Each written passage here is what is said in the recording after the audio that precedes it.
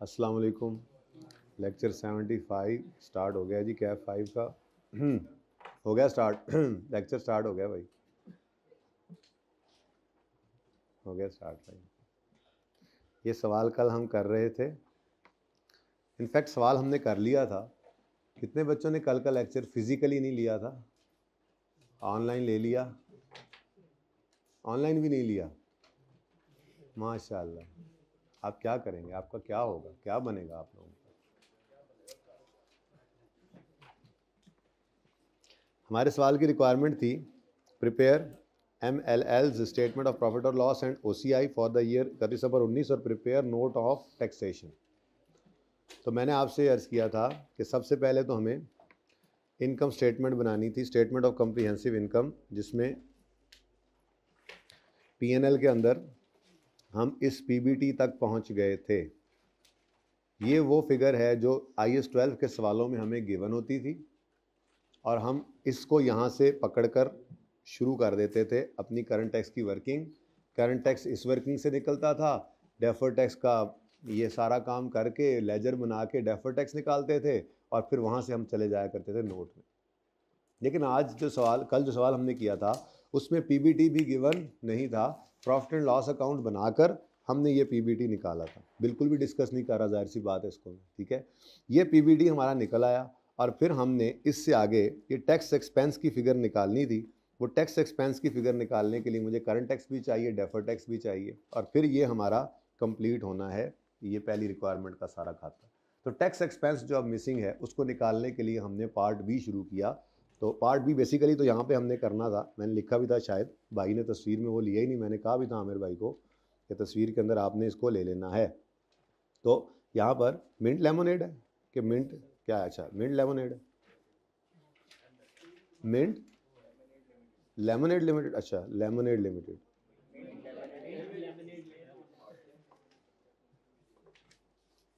Notes to the financial statements for the year ended 31 December 2019। Note number 8 हमारे एक भाई ने लिखवाया था, कल आज आया ही नहीं। टैक्सेशन, पता है ना आपको किसने लिखवाया था और वो नहीं आया? हाँ, कौन था वो? हाँ, तो अब उसको सज़ा मिलेगी ना। मैं जब भी ये बोलता हूँ उसको सज़ा मिलेगी, वो आ जाता है थोड़ी देर में, पता नहीं लगता दरवाजे के। आज लेनी पड़ेगी, है ना जी। Tax expense, current tax expense, defer tax expense. कोई सवाल के अंदर प्रायर वाला तो चक्कर कोई नहीं था, ऐसा ही है। यहाँ से हमारे पास टोटल टैक्स एक्सपेंस आ जाना है। ये वो फिगर है जिसको हमने PNL के फेस पे लेकर जाना है। रुपीज़ इन मिलियन चल रहा था, 1000 चल रहा था, क्या चल रहा था? रुपीज़ मिलियन में चल रहे थे, ठीक है जी। अच्छा, उसके बाद ये फिगर उठकर चली जानी है इधर, इधर, ये इस क्वेश्चन मार्क पे, ठीक है। और फिर ये कंप्लीट हो जाएगा। लेकिन अब आपको पता है इस फिगर के लिए हमें करंट टैक्स भी निकालना पड़ना है और डेफर टैक्स भी निकालना पड़ना है। चले, तो करंट टैक्स निकालने का सफ़र हमने शुरू किया था और PBT ये जो हमने निकाला है 587, इसको लिख लिया और सारी एडजस्टमेंट्स को करना शुरू कर दिया। हम करते जा रहे थे सवाल, करते जा रहे थे सवाल। हमने सबसे पहले पॉइंट 1 को किया, इसमें ट्रेड रिसीवेबल्स प्रोविजन का कॉन्सेप्ट था। हमने कहा था बैडेड एक्सपेंस को रिवर्स करेंगे, रिटर्न ऑफ को रिकॉर्ड करेंगे। हमने ये काम भी कर लिया यहाँ पे। उसके बाद हमने कहा था प्रोविजन फॉर डाउटफुल डेट 58 है, टैक्स वाले इसको मानते नहीं है, तो ये डिफरेंस आ गया। फिर उसके बाद हम अगले पॉइंट में आए, CWIP का पॉइंट था, हमने ये भी पढ़ा हुआ था। CWIP में हमने कहा था कि जी हम कहते हैं जी कि ये कैपिटल नेट कर दिया था कि ये एसिड है। टैक्स वाले कहते हैं नहीं नहीं, इसको एसिड ना बनाओ, इसको एक्सपेंस में ले जाओ। ये भी हमने कर लिया, ठीक है जी। उसके बाद फिर इंटेंजिबल का पॉइंट आया था। हम अकाउंटेंट्स ने इंटेंजिबल रिकॉर्ड किया था गालिबन 120 रुपये का और उसको अमोटाइज़ किया था 4 रुपये से, ठीक है। तो और 60 रुपये को हमने डाल दिया था एक्सपेंस में। टैक्स वालों ने आकर कहा कि ये 60 वाला एक्सपेंस भी रिवर्स करो और ये 4 की अमोटाइजेशन भी रिवर्स करो। हम आपको 180 के ऊपर 10 साल पर बांट कर डेप्रिसिएशन अमोर्टाइजेशन अलाउ करेंगे। तो ये हमने ऐड कर दिया था और 18 को माइनस कर दिया था। इनटेंजिबल हमारे हिसाब से 116 का था, 120 माइनस 4, टैक्स वालों के हिसाब से 162 का था। तो ये डिफरेंस आ गया। बच्चे मेरे साथ इस पर बहस कर रहे थे, तो सिर्फ 18 की बात थी, आई कैप ने भी 18 ही लिया हुआ था। यहाँ पर टैक्स बेस वाला चक्कर थोड़ी देर बाद आपको पता लगना है ख़त्म ही हो गया था। ठीक है, फिर हम पहुँचे पीपीई के ऊपर। पीपीई का पॉइंट उन्होंने लिखा हुआ था, पीपीई के पॉइंट में लिखा था tax depreciation for the year exceeded accounting depreciation by, तो मैंने यहाँ पर एग्जांपल के तौर पे यूँ लिख दिया कि मिसाल के तौर पे अकाउंटिंग वालों की डेप्रिसिएशन, मिसाल के तौर पे कहाँ पे मिसाल लूँ, यहाँ पे लिख, मिसाल के तौर पे अकाउंटिंग वालों की डेप्रिसिएशन 1000 है और टैक्स वालों की डेप्रिसिएशन कितना, 200 ज़्यादा था ना, 1200। ठीक है, तो 200 रुपये टैक्स वालों की डेप्रिसिएशन एक्सीड कर रही थी अकाउंटिंग वालों की डेप्रिसिएशन से। तो आप 1000 ऐड करें और 200 लेस करें, इसकी बजाय नेट में क्या कर दें, वही 200 लेस कर दें। तो ये हमने यहाँ पर कर दिया। ठीक है, उसके बाद एक छोटा सा पॉइंट बीच में आया था, वो ये था कि ये जो टैक्स डेप्रिसिएशन है, अकाउंटिंग डेप्रिसिएशन 200 ज़्यादा तो है, लेकिन उस अकाउंटिंग डेप्रिसिएशन से जो ऑलरेडी रिकॉर्डेड इन बुक्स है, इसके लिए हमने ये कहा था ऑलरेडी रिकॉर्डेड इन बुक्स वाली डेप्रिसिएशन के अंदर 25 रुपये वाली डेप्रिसिएशन नहीं पड़ी, ऐसे ही है। तो हमने क्या किया था, पीएनएल बनाते हुए हमने इस 25 रुपये की डेप्रिसिएशन को ऐड कर दिया था ना। अब उन्होंने जो डिफरेंस दिया था, वो डिफरेंस दिया था हमारी पुरानी डेप्रिसिएशन जिसमें 75 रुपये वाली डेप्रिसिएशन थी अकाउंटिंग वाली, और टैक्स वालों का फर्क 200।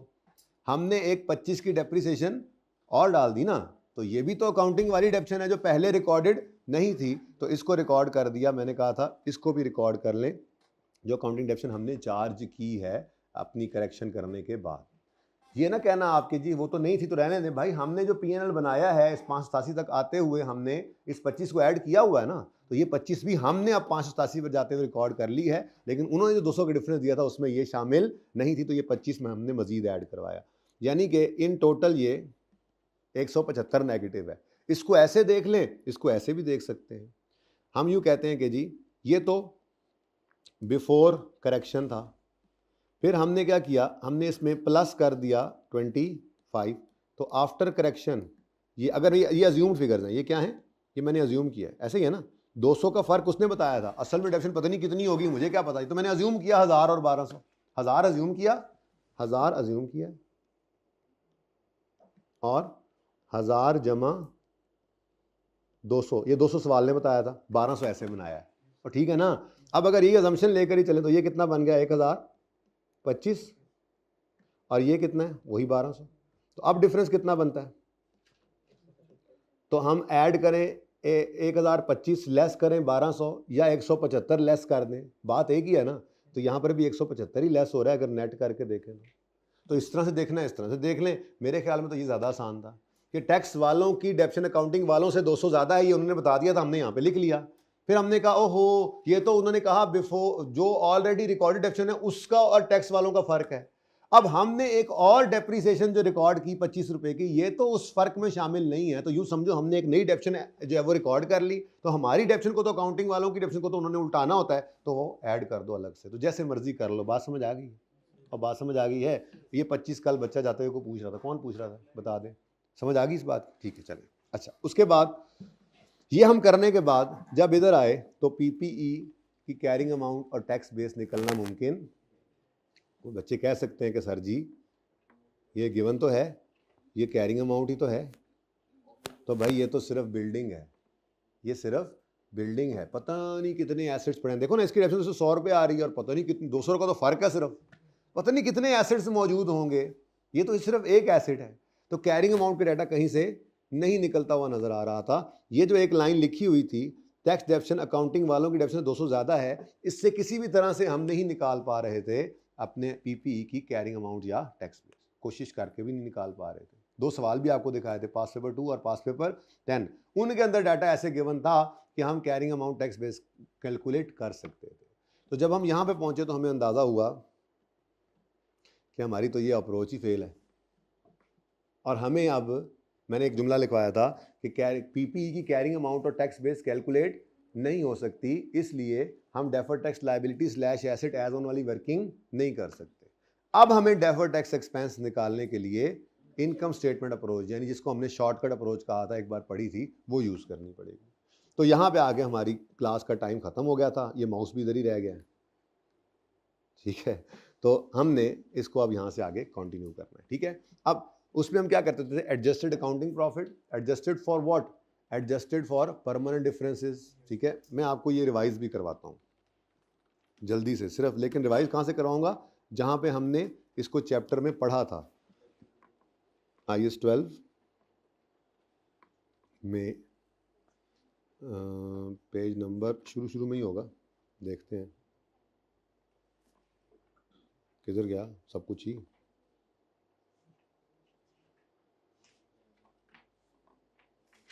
ये डेफर्ड टैक्स की अप्रोचेस, जिसमें बैलेंस शीट अप्रोच पर हम चलते हैं, और बैलेंस शीट अप्रोच हमारी आज कामयाब नहीं रही थी, आ जाओ भाई, कामयाब नहीं रही थी,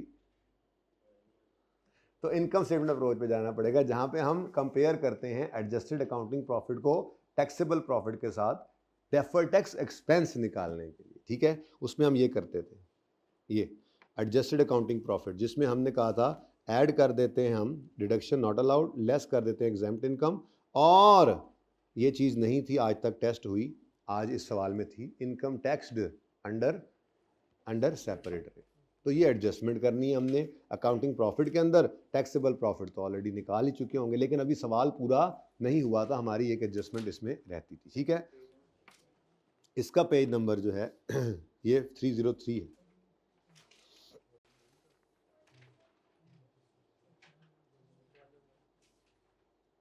जी वॉल्यूम 1 का है, IAS 12, ठीक है। अच्छा, अब कुछ एडजस्टमेंट्स एक दो रहती भी थी, जैसे मैंने ये बात शुरू भी की थी, यहाँ पे हम आए थे, मैंने कहा था जी चलें पॉइंट 6 पे आए। पॉइंट 6 में कहता है कैपिटल गेन, कैपिटल गेन कितना था, कैपिटल गेन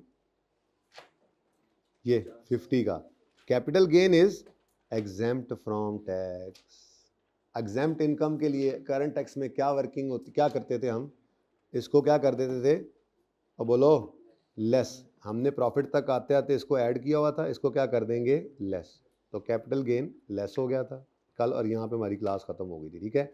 ये क्या है जी, एग्जेम्प्ट है, और ये एग्जेम्प्ट इनकम तो एक परमानेंट डिफरेंस हुआ करती है, ये हमने यहाँ पर लिख दिया था। यहाँ तक कोई मसला, चलें आगे, यहाँ तक कोई मसला किसी को तो पूछ लें, यहाँ तक कोई मसला तो नहीं है ना। चलें, अब ये सवाल जितना रह गया था वो कर रहे हैं, आगे कहते हैं वो, dividend was taxable on receipt basis. अच्छा, डिविडेंड के बारे में देखें ना, गौर करें तो डिविडेंड रिसीवेबल आ रहा है 10 और डिविडेंड इनकम आ रही है 30, तो क्या अप्रोच थी जी, एक्रूवल आ गया ना, क्या अप्रोच हमने सीखी हुई है, सबसे पहले हम क्या बनाया करते हैं, लेजर, तो सबसे पहले हम लेजर बनाएंगे। वर्किंग नंबर कौन से पे पहुंचे हुए हैं हम, 10 पे कैसे पहुंच गए, ये 9 है, अच्छा ठीक है, नाराज़ क्यों होते हो यार, 10 ही है, 10 ही है। तो वर्किंग 10 हमने ओपन कर ली, वर्किंग 10 जो है वो डिविडेंड इनकम की हम बनाने लगे, ठीक है, डिविडेंड इनकम। अब इनकम के लेजर में कैश किस तरफ आता है ये लिख लिया करो पहले, cash debit income credit credit side पर, तो फिर P&L वाली फिगर आएगी डेबिट साइड पर। अब सवाल में हमें क्या गिवन है, सारा कुछ उठा के जरा ऊपर ना ले जाए यार, बड़ा तंग हो रहा हूं मैं।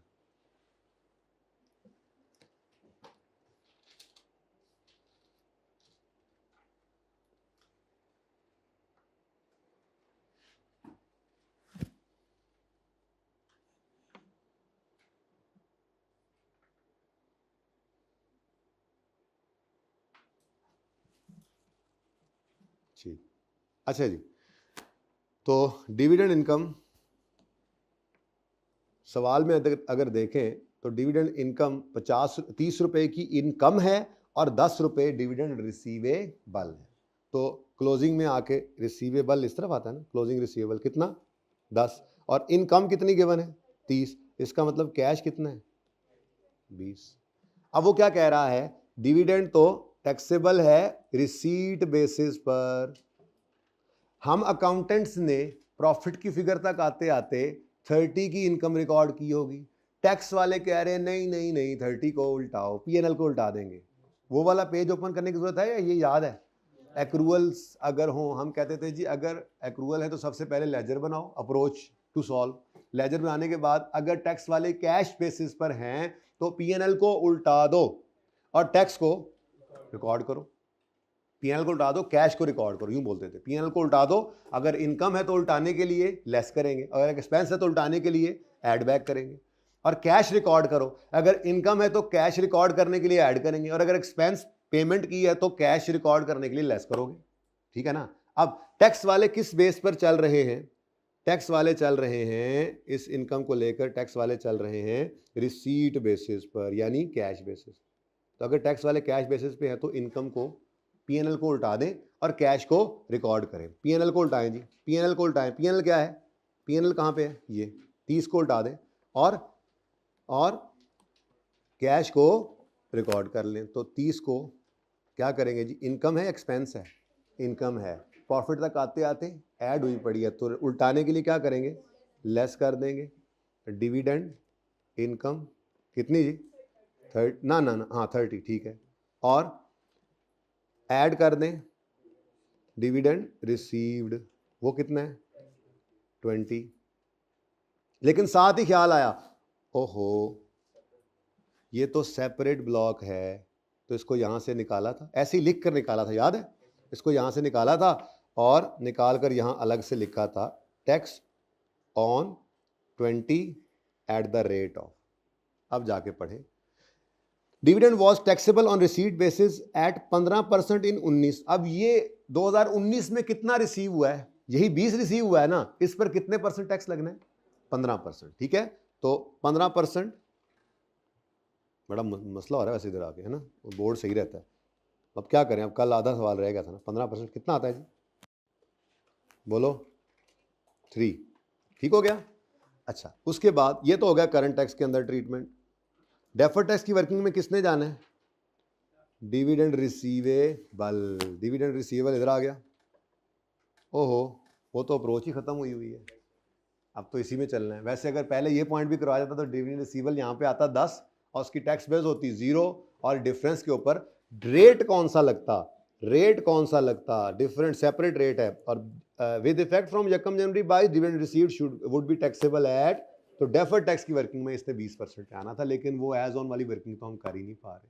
ठीक है, इसका मतलब सवाल खत्म हुआ। ख्वातीनो हज़रात, सवाल खत्म हुआ खत्म। तो बताओ फिर क्या आती है टैक्सेबल प्रॉफिट क्या आता है जी? टैक्सेबल प्रॉफिट क्या आता है?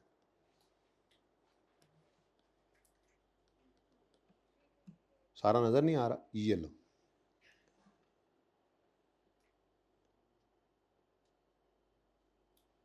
जी 324। तैयार सी तो दस दो, मैं इंतजार कर रहे हैं हमें। 324 आपका आ गया टैक्सेबल प्रॉफिट, और इस टैक्सेबल प्रॉफिट पे आपने टैक्स देना है एट द रेट ऑफ 32%। ठीक है, tax at the rate of 32%। कितना आता है जी? 103 पॉइंट, राउंडिंग नहीं करनी, ध्यान से चलना है, ठीक है ना? 68। तो ये बन गया जनाब 106.68। ठीक है जी, वरना वो बाद में ना वो जाके आउट हो जाएगी आपकी रेकन्सिलिएशन। 106.68 डन जी। अब ये क्या है? बोलो क्या है? Current tax. इसकी एंट्री क्या करते होते थे? CTE debit, CTP credit. Current tax expense debit कितना है? 106 ठीक है जी। तो current tax expense debit, CTE debit, CTP credit, current tax payable credit. Done हो गया। अब अगली लड़ाई किसकी रह गई है? डेफर्ड टैक्स की लड़ाई रह गई है बस। ठीक है जी, तो वो भी निकाल लेते हैं। डेफर्ड टैक्स का मसला ये हुआ पड़ा इस वक्त हमारे लिए कि उसमें हमारे पास हमारी जो बैलेंस शीट अप्रोच है, जो एज ऑन वाली वर्किंग है, वो हमारी फेल हो चुकी हुई है। ठीक है, तो अब उसके लिए हमने इधर जाना। अब क्या लिया करते थे जी? अकाउंटिंग प्रॉफिट लेकिन एडजस्टेड, अकाउंटिंग प्रॉफिट लेकिन एडजस्टेड। अकाउंटिंग प्रॉफिट कितना है? 587। Adjusted for what? ये नजर आएगा या ब्लैक करूं? और 587 ये क्या है जी? Accounting profit. इसमें से आपने लेस करनी है डिडक्शन नॉट अलाउड, और ऐड करनी, सॉरी, लेस करना है कैपिटल गेन और ऐड करना है डिडक्शन नॉट अलाउड। कहीं डिडक्शन नॉट अलाउड है? को पेनल्टी शनल्टी है तो लिखने की जरूरत नहीं है। साइन वही यूज करते थे जो हम वहां पे यूज कर रहे थे। तो लेस कर दें इसमें से 50 को, और फिर लेस करते हैं सेपरेट रेट वाली इनकम। वो कितनी है? 30। ये 30 जो पड़ा हुआ, ठीक है। तो क्या आंसर आ गया जी? 507। ये 507 है। और टैक्सेबल प्रॉफिट कितना आया है? 324। डिफरेंस क्या है? 183। इस पर रेट क्या है तो बताओ जी? 58.56। 2 डेसिमल तक पक्का आ रहा है आंसर। चलो अच्छा, अब मेरा सवाल बड़ा अहम है। ये 50 यहां से क्यों निकाला? क्योंकि इस पर 0% रेट लगना था। ये 30 क्यों निकाला? क्योंकि इस पर डेफर्ड टैक्स कैलकुलेशन कर रहा हूं, इस पर 20% रेट लगना था। ठीक है, भी इस 30 में से जाहिर सी बात है सिर्फ 10 की बात हो रही है। 10 की बात हो रही है, जो 20 है वो तो इधर चला गया ना। और ठीक है, जरा गौर से देखो, 587 में से 50 क्यों निकाला?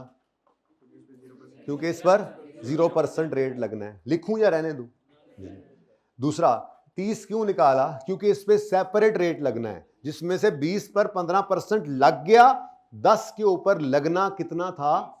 अगर इधर ही पड़ा रहने देते इस पूरे 30 को, तो इस पर भी 32% लग जाता, जबकि इसमें से 20 पर लगना था 15% और 10 पर लगना था 20%। तो अब ये जो 10 पर डेफर्ड टैक्स के हिसाब से 20% लगना था, इस 10 को यहां लिखो,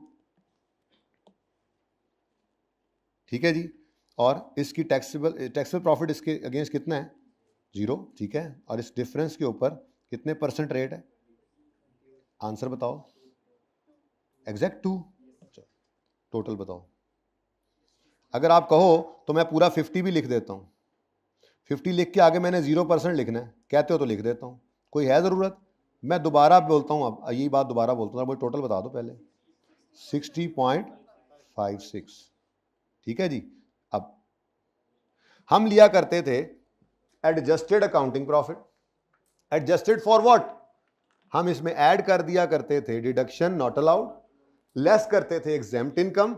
इधर देख लेते थे, अकाउंटिंग प्रॉफिट ऐड कर देते थे डिडक्शन नॉट अलाउड है कोई नहीं, लेस करते थे एग्जेम्प्ट इनकम, लेस करते थे income tax at separate rate. ये कॉन्सेप्ट टेस्ट नहीं हुआ था अभी तक, हमने IAS 12 में ये किया नहीं था, ठीक है। यहां तक की बात हमने कर ली थी, जो प्रैक्टिस की थी। मैंने उस वक्त कहा था कि याद रखना ये कभी आएगा, शायद मैंने वहां पर नहीं लिखवाया होगा, तो अब लिख लेंगे जाके आप। जब जो पेज है IAS 12 का जिसके ऊपर मैं ये इस वक्त मौजूद हूँ, यहाँ पे आप लिख सकते हैं पास्ट पेपर 11, फाइनल अकाउंट्स का पास्ट पेपर 11। शायद मैंने लिखवाया भी हो उस वक्त, जाके देखें तो शायद लिखा हुआ हो, ठीक है। किताबें आपके पास नहीं है इस वक्त, खैर नहीं लिखवाया था तो आप लिख लेंगे जाके आप, ओके। तो 587 जमा 0 कोई नहीं था, -50। माइनस क्यों कर रहे हैं ये 50? क्योंकि इस पे 0% लग रहा है। अगर 587 पड़ा रहा तो इसके ऊपर 32% लग जाएगा। उसके बाद 30 को क्यों निकाला? क्योंकि इस 30 के ऊपर भी 32% नहीं लगना। इस 30 में से 20 पर तो इधर लग गया 15%, और इसमें से 10 पर लगना है 20%। तो अगर यहां पड़ा रहता तो 32 लग जाता। अब देखो ना, अलग किया है तो 10 पर जितना लगना है वो तो लगाएं। तो वो लगाकर डेफर्ड टैक्स कितना आ गया? ये डेफर्ड टैक्स एक्सपेंस निकला है। ये क्या निकला है जी? Deferred tax expense. अब इसकी एंट्री हम किया करते थे डायरेक्ट, अगर आपको याद हो तो। वो कैसे करते थे? कुछ याद है? कुछ याद है कैसे करते थे एंट्री? हम कहते थे, ऐसे कहते थे, कमाया 500, आज कमाया कितना है? 500, और टैक्स कितने पे दिया? 300 पे। राउंड करके बोल रहा हूं, कमाया ज्यादा, टैक्स दिया कम पे। कमाया ज्यादा, आज टैक्स दिया कम पे, तो फ्यूचर में टैक्स ज्यादा देना पड़ेगा, तो खुद को लायबल लायबल फील कराओगे या एंटाइटल्ड? लायबल। तो लायबिलिटी रिकॉर्ड करनी है, लायबिलिटी बढ़ेगी तो लायबिलिटी बढ़ाने का के लिए क्या करेंगे हम? DTL क्रेडिट कितने से? 5-6 से। और आंखें बंद करके दूसरा इंपैक्ट DTE को डाल दें 60.56। बाद में आपको याद है हम यूं कर लिया करते थे, DTL तो लिखा ना हमने सोच के, ठीक है, कि देखो फिर देख लो, आज कमाया ज्यादा, टैक्स कम पे दिया, तो फ्यूचर में ज्यादा टैक्स देना पड़ेगा, तो आज खुद को लायबल फील कराओगे, तो लायबिलिटी बढ़ाओगे, लायबिलिटी रिकॉर्ड करोगे, लायबिलिटी रिकॉर्ड करने के लिए लायबिलिटी क्या करोगे? क्रेडिट। दूसरा इंपैक्ट डेफर्ड टैक्स एक्सपेंस पे डाल दो। बाद में हम यूं भी लिख लिया करते थे, ठीक है, ऐसे ही किया था। ये 3-4 सवाल किए थे छोटे छोटे जाकर, ठीक है। अब ये एंट्री पोस्ट करवाओ, DTE डेबिट, DTE डेबिट कितने से जी? 60.56 से DTE डेबिट और DTL क्रेडिट। DTL का अकाउंट किधर पड़ा हुआ है, आपको पता है किसी को? किधर पड़ा? यहीं की पड़ा तो था ये। DTL क्रेडिट कितने से? 60.56, ठीक है। ये क्या आ गया जी? DTE। लेकिन मसला ये है कि ब्रॉड डाउन क्या है? मिसिंग है। कैरी डाउन क्या है? मिसिंग है। तो इसीलिए तो आज हमें DTE जो है वो निकाल कर लाना पड़ा, वर्किंग नंबर 9 है ना वहां से। आज पहले क्या किया करते थे याद है? वर्किंग 9 ये वाला क्लोजिंग देती थी, और सवाल में या तो ओपनिंग गिवन होता था या फिर वर्किंग 9 जैसी वर्किंग ओपनिंग के लिए करते थे और DTE बैलेंसिंग निकालते थे। आज हमने क्या किया, और ये फिर मैंने उन सवालों में प्रूव करके दिखाया था, देखो यही निकल रहा है, यही निकल रहा है। आज प्रूव नहीं कर सकते, बस फिर यही निकल रहा है, ठीक है, ओके। अच्छा, यहां तक को मसला ये डन हो गया, खत्म हो गया। मैं क्या करूंगा, बस इतना ही है, लेजर क्लियर हो गया। लेजर की जरूरत नहीं थी बेसिकली, यहाँ पे कहना ये चाह रहा हूँ, लेकिन बना इसलिए दिया कि रीवैल्यूएशन की एंट्री भी पड़ी यहाँ पे आपने देख ली, और DTE की एंट्री मैंने डबल करवा के दिखा दी, DTE डेबिट, DTL/A का अकाउंट क्रेडिट। डन हो गया, सही है। चलो अच्छा जी, अब कितना आ गया जी डेफर्ड टैक्स एक्सपेंस? ये टैक्स एक्सपेंस कितना आ गया? 167.24। चलो इधर देखो जरा, 167.24 ये हमारी मेन रिक्वायरमेंट में आ गया। 167.24 और पैट कितना आ गया अब इसको माइनस करने से? 419.76 और 204 ऐड करके 623.76। ले जी, आपकी रिक्वायरमेंट ए तो हो गई पूरी, लेकिन रिक्वायरमेंट बी अभी पूरी नहीं हुई। ये समझ आया? अब टैक्स एक्सपेंस कहां से आ रहा है? ये टैक्स एक्सपेंस पड़ा है जिसके अंदर करंट टैक्स भी है और डेफर्ड टैक्स भी है। करंट टैक्स कहां से आ रहा है? करंट टैक्स की वर्किंग से। और डेफर्ड टैक्स कहां से आ रहा है? डेफर्ड टैक्स आया करता था डेफर्ड टैक्स के, इधर डेफर्ड टैक्स के लेजर से, लेकिन आज ये डेफर्ड टैक्स के लेजर से बैलेंसिंग नहीं निकला, बल्कि वर्किंग 9 हमें करनी पड़ी, क्योंकि हमारी बैलेंस शीट अप्रोच क्या हो गई थी? फेल। तो हम इनकम स्टेटमेंट अप्रोच पे गए और वहां पे जाके हमने ये जो 2-3-4 फाइनल अकाउंट्स के अंदर, ये शायद एक आधी बार और भी आएगा, ये यूज करना पड़ेगी ये वाली अप्रोच हमें, जब डेफर्ड टैक्स नहीं निकल पा रहा होगा। लेकिन फाइनल अकाउंट के अंदर ही ये करनी पड़ती है नॉर्मली, ये IAS 12 वालों के अंदर, क्योंकि स्टैंडर्ड ने खुद जो अप्रोच पसंद की और जो कही है कि करो वो वही है, एज ऑन वाली वर्किंग। तो IAS 12 के सवालों के अंदर तो ये वाली वर्किंग हो ही जाती है। फाइनल अकाउंट के 2-3 सवालों के अंदर ये अप्रोच हमें लगानी पड़ी, जैसे ये भी फाइनल अकाउंट्स का ही सवाल था। फाइनल अकाउंट्स के चैप्टर में IAS 12 के साथ शदीद तरीन मिक्सिंग थी इसकी। एक आधा और सवाल भी हमने ऐसा किया फाइनल, नहीं एक आधा और है, वो करेंगे, ऐसे ही करेंगे इसी तरह किसी दिन, 2 घंटे में होगा वो भी, चले शायद वो जल्दी हो जाए अब। अच्छा, अब ये तो रिक्वायरमेंट ए कंप्लीट की हमने, ठीक है। रिक्वायरमेंट बी में अभी कुछ कमी है, क्योंकि उसने कहा था रेकंसिलिएशन भी बनाओ, नोट बनाओ और रेकंसिलिएशन भी हो उसमें, जो कि एक्सप्लेन करे relationship between tax expense and accounting profit, ठीक है। तो reconciliation of accounting profit with tax expense, heading बना लें, reconciliation of accounting profit with tax expense.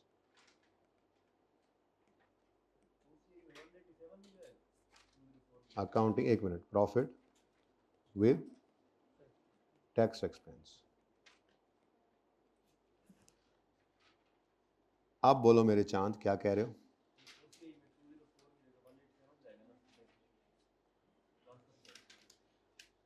तो कल नहीं ना आए थे आप? और लेक्चर भी नहीं लिया था आपने? लिया था लेक्चर? लेक्चर लिया था? शक में हो, है ना? 2x पे लिया था बेटा। मैंने कल भी एक बच्चे ने सवाल किया था, तो मैंने उससे कहा था, किधर की वो वर्किंग, ये कि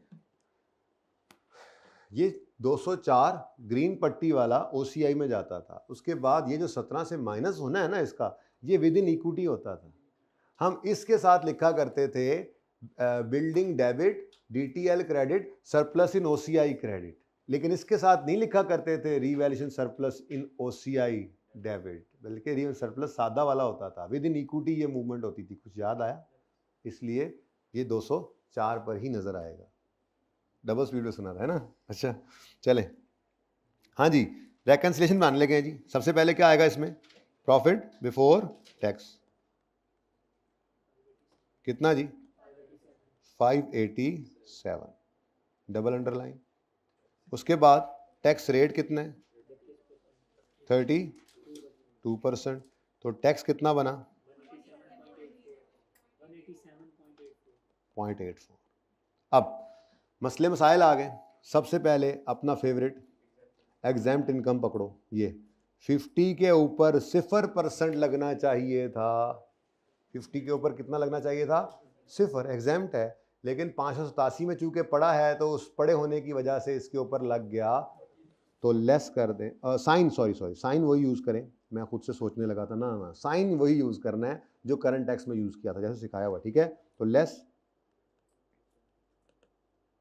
एग्जैम्प्ट इनकम 50 इंटू 32%, आंसर 16।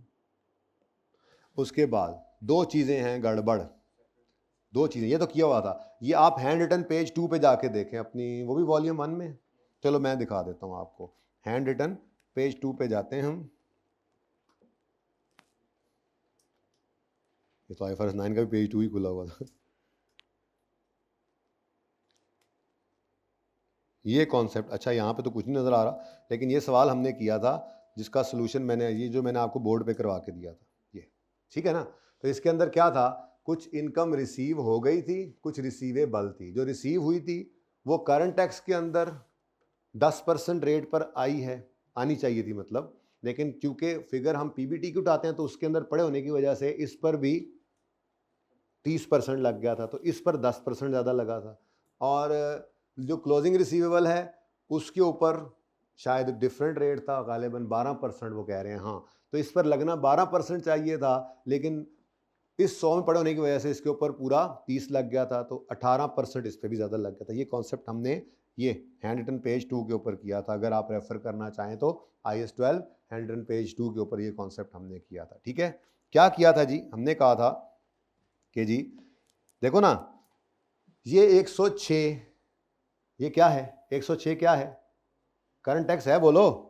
इसको थोड़ा और बड़ा ना कर लें, जरा एक जैसा साइज हो, नजर तो आए दूर से।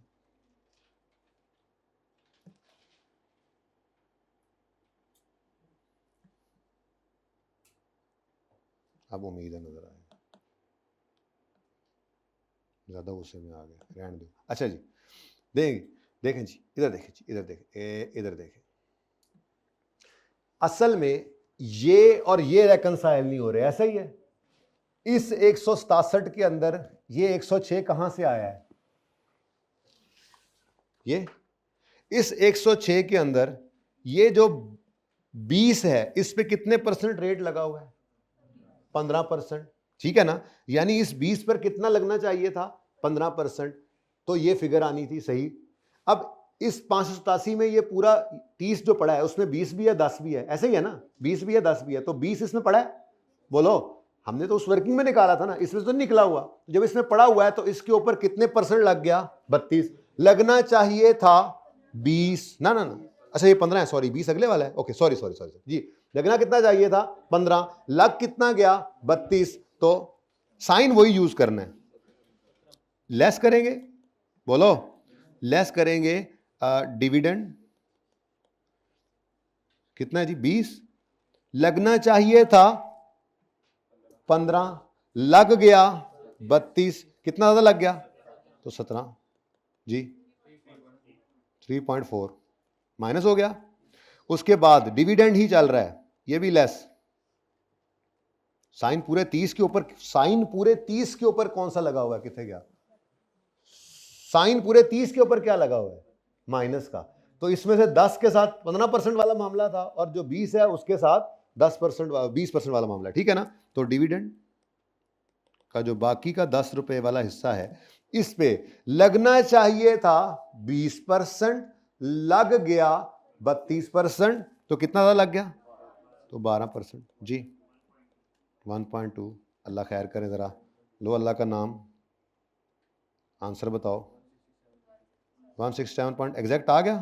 हाँ, बस राउंडिंग नहीं ना की तो बिल्कुल एग्जैक्ट आ गया, राउंडिंग करते तो एक आधे आने टके से फर्क पड़ जाना था। ले जी, ये क्या एक तस्वीर में आ रहा है, मेरे ख्याल में नहीं आ रहा होगा।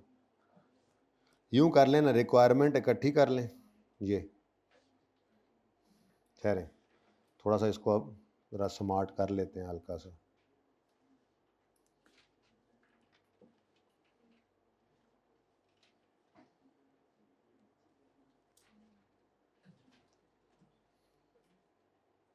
लें जी, ये आपका क्वेश्चन नंबर कौन सा है, पास पेपर 11 है, MLL, page number 668, final accounts topic था जिसके अंदर ये आपको मिलेगा। ठीक हो गया जी। इसकी पिक्चर अब लें, ये सिर्फ रिक्वायरमेंट है, वैसे सिर्फ रिक्वायरमेंट को फोकस करें, इसको ना लें, इसके आगे मैं ही खड़ा हो जाता हूँ। सिर्फ वहां तक पहले रिक्वायरमेंट कर लें। पूरा किया था किसी ने घर पे, हो गया था, और किसी ने पूरा किया, आपने बेटा कल दूसरे तरह से किया था ना, तो फर्क पता लगा, बिल्कुल सेम हो गया था। चलिए अच्छी बात।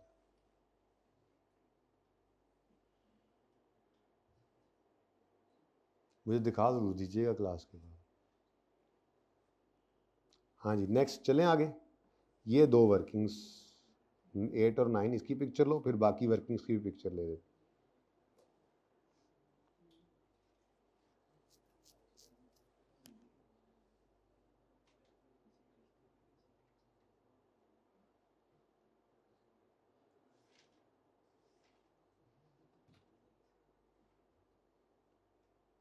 जी हो गया डन। यार जान के मोबाइल अब निकाल रहे हैं। चलें आगे। और ये वर्किंग्स भी थी, एक मिनट, ये फजूल चीज़ें मिटा लूँ ज़रा,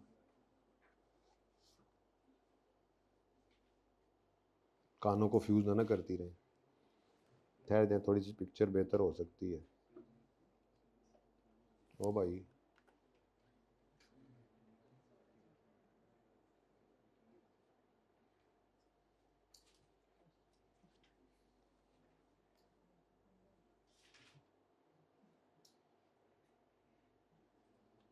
अब खींच।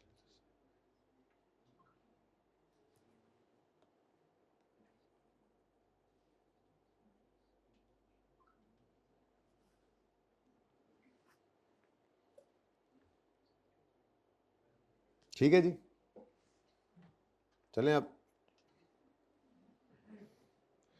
ऐसा है, कुछ चीज़ें और भी करनी हैं मैंने, लेकिन अब पहले मैं consolidated statement of comprehensive income करवाऊंगा, थोड़ी सी, ज़्यादा नहीं, क्योंकि पहले दिन थोड़ी सी करवाई जाती है। उसको बेसिक को समझा दूंगा, लेकिन जो बच्चे ये लेक्चर नहीं लेकर कल आएंगे, कल तो फुल फ्लैश सवाल हो रहा होगा। एक सवाल होगा जिसमें बैलेंस शीट इनकम स्टेटमेंट दोनों बनानी होंगी, और उसमें तो फिर गेम ऑन होगी, तो गेम ऑफ रहेगी उनकी जो ये लेक्चर नहीं लेंगे। तो अगर कोई आपका दोस्त अहबाब ऐसे हैं जो किसी वजह से क्लास नहीं ले पा रहे हैं तो उन्हें कहिएगा ये अवेलेबल हो जाएगी, इसको लाजमी लाजमी लाजमी ले लें, ठीक है।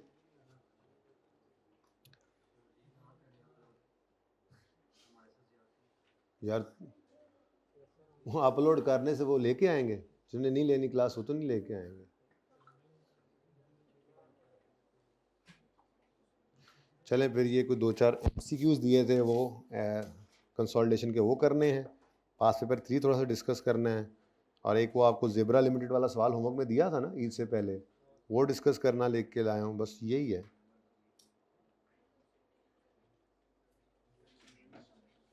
जी वही शुरू कर रहे हैं, फ़िलहाल तो वही शुरू कर रहे हैं। बाकी ये चीज़ें इंशाल्लाह इनकम स्टेटमेंट की डिस्कशन कर लूँ ज़रा मैं तसल्ली से, उसके बाद फिर ये है कि जितना काम कर सके अगला वो करेंगे ना, ज़्यादा नहीं करेंगे। पर ये ना हो कि ये एंड पे लंबा कर दें हम। जी शुरू करें जी काम। इसको क्या करवा दें, इसको 23 पे करवा दें जी सबको।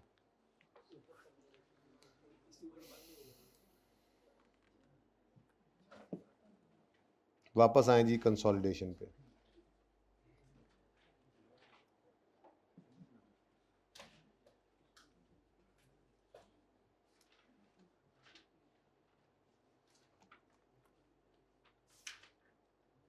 छोड़ें इसको, एक छोटी सी एग्जांपल वैसे करते हैं। चलें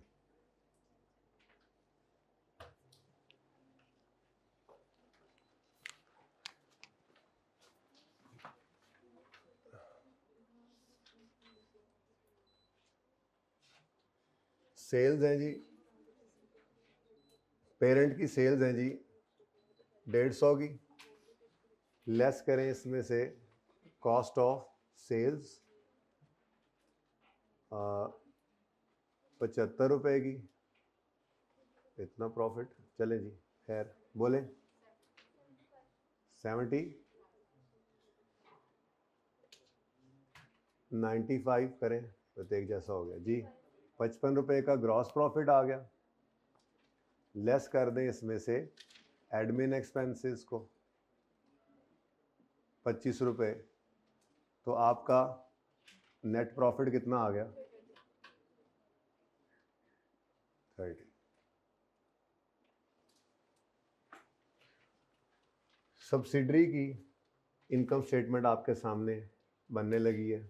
सब्सिडरी का प्रॉफिट है लेट से 110 रुपये, और इनको जो है वो इनकी कॉस्ट ऑफ सेल लेट से आ रही है जी 70 की, कितना आ गया जी 40 का जीपी आ गया, और इनके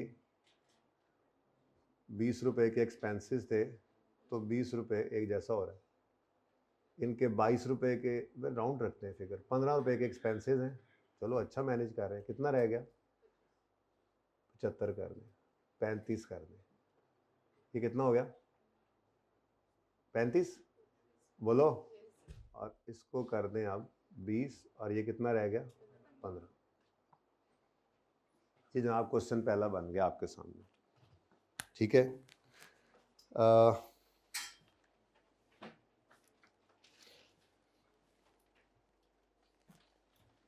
ईयर एंड कर लें 31 दिसंबर 2020, ये PNL है, और ईयर एंड है 31 दिसंबर 2020।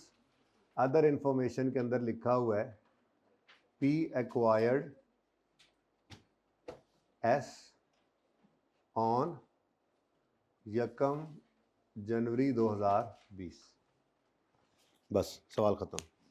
कितने का ख़रीदा, क्या था क्या नहीं था, ये बातें तो बाद की हैं, पहले ज़रा बेस तो बना लें। ये जनाब हमारा क्वेश्चन। अब हम सॉल्यूशन करते हैं, कंसोलिडेशन करने लगे हैं। क्या करने लगे हैं जी, तो consolidated statement of comprehensive income बनने लगी है जी फॉर द ईयर एंडेड 31 दिसंबर 2020। ये तो देखिएगा सारे बच्चे,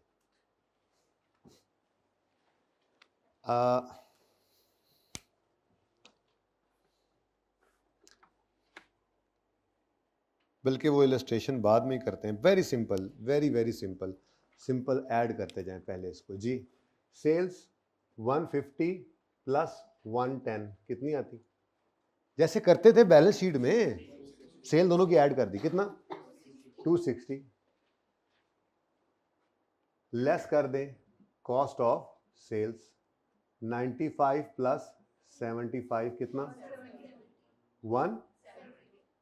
अच्छा, इसको कभी भी ऐड नहीं करना, ये बैलेंसिंग निकला करेगा, ये बैलेंसिंग निकलेगा, क्योंकि अब ये आने वाले दिनों में ऊपर एडजस्टमेंट्स आएंगी, सेल में भी, कॉस्ट ऑफ सेल में भी, तो जीपी को कभी भी ऐड नहीं करना, जीपी तो बैलेंसिंग निकल ही आना है, ठीक है ना। जैसे ऊपर दोनों फिगर्स आ गई, अब नीचे एंड पे क्या आएगा आंसर, ग्रॉस प्रॉफिट आ गया, ये बैलेंसिंग आया करेगा हमेशा। उसके बाद लेस एडमिन एक्सपेंसेस जी 25 प्लस 20 कितना 45 और 45 रुपीज का ही आ गया आपके पास नेट प्रॉफिट। ये नेट प्रॉफिट सारे का सारा पेरेंट का, ये नेट प्रॉफिट सारे का सारा पेरेंट का, क्यों क्या क्यों क्यों क्यों नहीं हो सकता जी हाँ, पी एक्वायर्ड एस ऑन यकम जनवरी, पी एक्वायर्ड मैंने लिखा नहीं था वैसे, तो आपको अज्यूम करें पी एक्वायर्ड 80% ऑफ एस, अब ठीक है, ऑन यकम जनवरी 2020, अब ठीक है जी। तो पी ने अगर एस को 80% एक्वायर किया हुआ है, तो एस का सारा प्रॉफिट तो पी का नहीं हो सकता, उसमें से 20% तो एनसीआई का है जी। ये 45 के अंदर क्या क्या पड़ा है, 30 रुपए पेरेंट का प्रॉफिट और 15 रुपए सब्सिडरी का। तो पेरेंट का अपना तो सारे का सारा 30 पेरेंट का ही है, लेकिन सब्सिडरी के 15 में से 20% हमारा नहीं है, यानी इसके अंदर क्या पड़ा हुआ है जी, पेरेंट का 100% पूरा 30 और इसमें सब्सिडरी का जो है वो 80% कितना बनता है 12, ये पेरेंट का बनता है, बाकी का यानी कि ग्रुप फाइनेंशियल स्टेटमेंट्स के अंदर अगर आप प्रॉफिट दिखाना चाहें तो आपका प्रॉफिट कितना है, ग्रुप का प्रॉफिट कितना है 42 का, इसमें से बाकी का कितना बचा 3 रुपए, ये 3 रुपए किसका प्रॉफिट है, ये एनसीआई का प्रॉफिट, ठीक है। लेकिन इस तरतीब के ऊपर ये सवाल नहीं हुआ करेगा, बल्कि हम एक वर्किंग किया करेंगे और वो है वर्किंग 5, जिसका आपको इंतजार था वो आ गया, वो आ गया जिसका इंतजार था आपको। इस वर्किंग का नाम है एस प्रॉफिट्स और ये सिर्फ पीएनएल के सवालों में बना करेगी, ओके गॉट इट। अब तरतीब क्या होगी जरा देखें दोबारा से, सवाल यही है, चेंज नहीं होना, सिर्फ आप देखें जरा दोबारा, ठीक है। मैं तरतीब वार चलता हूं इधर देखें,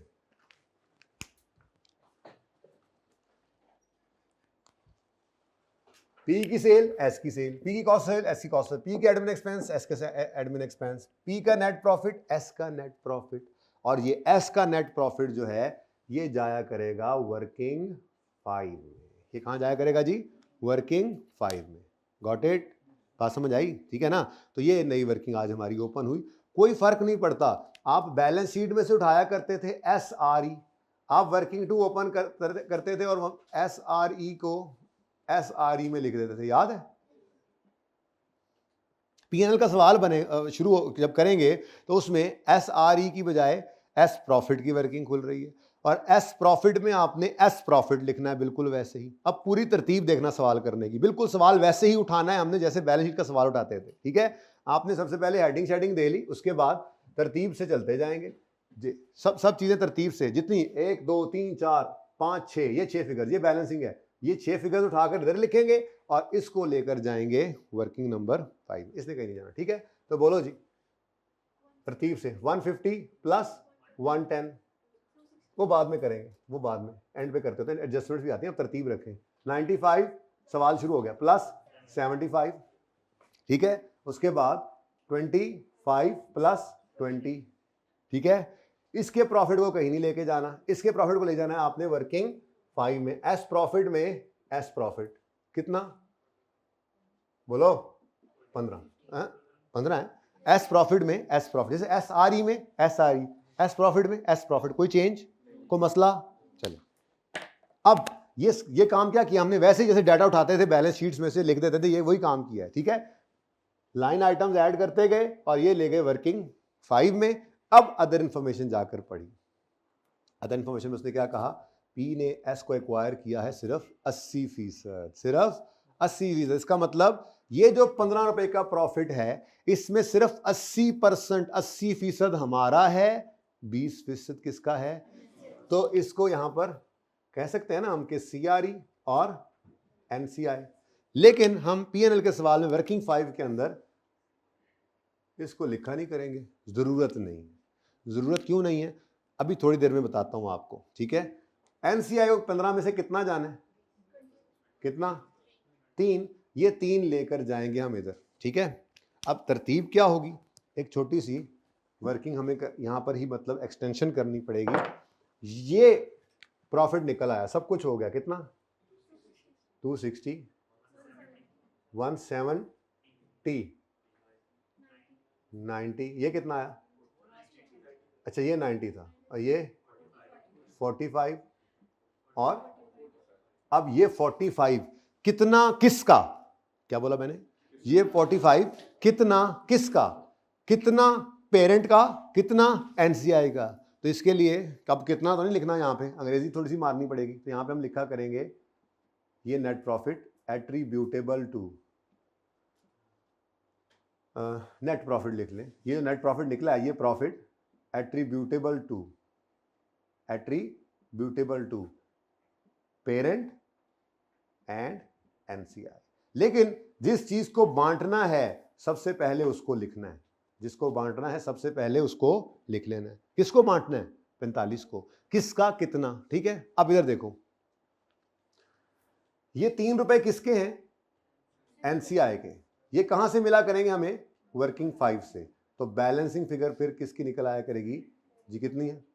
थोड़ी देर पहले मैंने आपको यही काम तो करके दिखाया था कि इस 45 में से 30 पेरेंट का अपना और 12 का 80% यानी कि 15 का 80% यानी 12, ये भी किसका, पेरेंट का। तो ऐसे करके तो नहीं चल सकते हम। अब ये कितना है, 42 है, वो 42 ही निकाला है हमने। लेकिन तरीका क्या है हमारा, हम क्या करेंगे, सारा प्रॉफिट निकालेंगे, एस के प्रॉफिट में से जितना एनसीआई का बनता है वो अलग कर लेंगे टोटल में से, तो बाकी इस 45 में 30 रुपए, ये ऐसे करेंगे कभी भी नहीं है, तो सिर्फ आज कर रहे हैं बस। 30 पेरेंट का अपना, ऐसे जो मैंने ये तीर लगाया, ठीक है, और बाकी 15 में से 12, ऐसे कभी भी नहीं करना। ये तरतीब ही नहीं है हमारी। हमारी तरतीब तो क्या है वो आपके सामने, अब जरा एक बार दोबारा देखेंगे, अगला सवाल करते हैं, ठीक है। इस जैसे एक सवाल और कर लेते हैं। ये बात समझ आई है। तरतीब क्या होगी, दोनों की सेल ऐड की, कॉस्ट ऑफ सेल ऐड की, जीपी बैलेंस ही निकालना है, और जितने एक्सपेंसेस है वो ऐड कर दिए, ये 45 टोटल आ गया। इस 15 को ले गए वर्किंग 5 एस प्रॉफिट्स में, और एस के प्रॉफिट्स में कितना हमारा नहीं है वो कैलकुलेट कर लिया। अब ये 45 के लिए हमने एक वर्किंग करनी है एट्रीब्यूटेबल टू, छोटा सा यहाँ पे, ठीक है। ये बैलेंस शीट नहीं बन गई, वो पीएनएल में बैलेंस शीट बन गई, देखो दोनों साइड्स बराबर है। नहीं भाई नहीं, बराबर नहीं। ये जो बांटना है, टोटल प्रॉफिट जो बांटना है, इसको हमने यहाँ पर पहले लिखना है, और उसके बाद जो एनसीआई का वो लिख लेंगे, तो टोटल में से जो एनसीआई का वो निकाल है, तो बाकी किसका, पेरेंट का। पार्ट 2 शुरू करें।